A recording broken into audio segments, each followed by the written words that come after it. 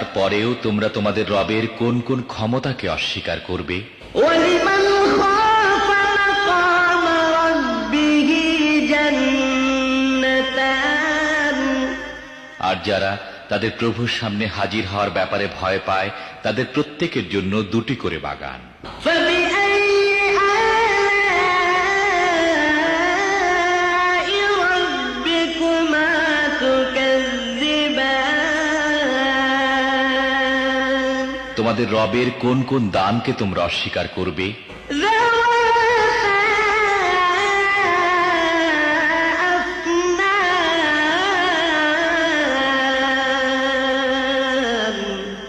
তরতাজা লতা পাতা ও ডালপালায় ভরা। فَبِأَيِّ